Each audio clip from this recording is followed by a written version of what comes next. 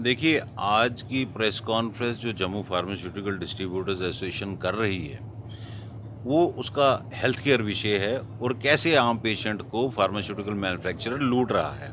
उनकी modus operandi क्या है, क्योंकि एमआरपीज़ घर बैठे दवा पे कोई नहीं लगा सकता। इसमें मिनिस्ट्री ऑफ केमिकल्स जो है, national pharmaceutical pricing authority, permission देती है और हमने काफ़ी देर से इस पे नज़र बनाई हुई थी, लेकिन एविडेंस के बिना हम कुछ नहीं बोल सकते थे।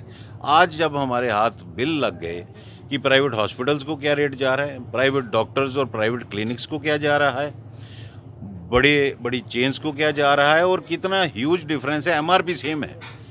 जब एमआरपी सेम होगी, कोई चीज़ 1000 की भी सेम मिल रही है 2000 की, बहुत मुश्किल हो जाता है ये पहचानना कि कहीं नकली दवा तो नहीं आ गई।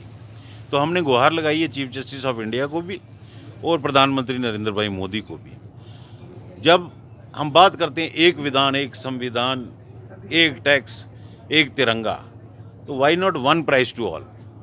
हमने एविडेंस के साथ जो चार्ट इसमें पेश किया, हमारे पास पुख्ता सबूत हैं और अगर यही चीज़ सारी ट्रेड्स में लागू होगी जो हमने रिक्वेस्ट की है, क्योंकि प्रधानमंत्री नरेंद्र भाई मोदी जी ये चीज़ इग्नोर नहीं कर सकते कि इधर 8 करोड़ ट्रेडर्स की कंट्री है और लेवल प्लेइंग फील्ड के लिए रेगुलेशंस लाना ज़रूरी है कि वही एक गरीब दुकानदार को रेट दिया जाएगा जो एक बड़ी चेन को दिया जाएगा, क्योंकि ग्लोबलाइजेशन में जी।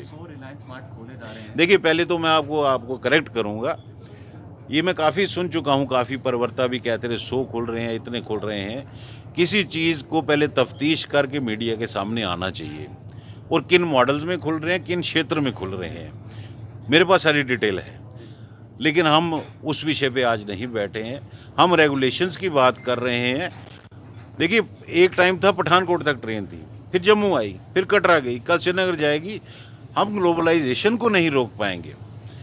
हमें नहीं मालूम कि गवर्नमेंट के साथ इस वक्त हमारे मौजूदा प्रेसिडेंट जो हैं चैम्बर के, उनकी क्या बात हुई, क्योंकि मेरे साथ उनका कोई मशवरा हुआ नहीं और हो सकता है कि ऐसी सिचुएशन उन्होंने देखी हो कि बंद करना ज़रूरी है, क्योंकि जम्मू का जब भी कोई ऐसा कॉज आएगा, चाहे व्यापार का हो या पब्लिक का, चैम्बर शाना बशाना आगे खड़ा होता है। मुझे 2015 याद आता है जब एम्स की एजिटेशन मैंने शुरू की थी और आज मैं मिस कर रहा हूँ सरदार त्रिलोचन सिंह वज़ीर को, जिनका बहुत बड़ा योगदान था। उनकी सहायता के बिना, ट्रांसपोर्ट सेक्टर के बिना आज जम्मू में एम्स ना होता, हालांकि पब्लिक हमारे साथ थी।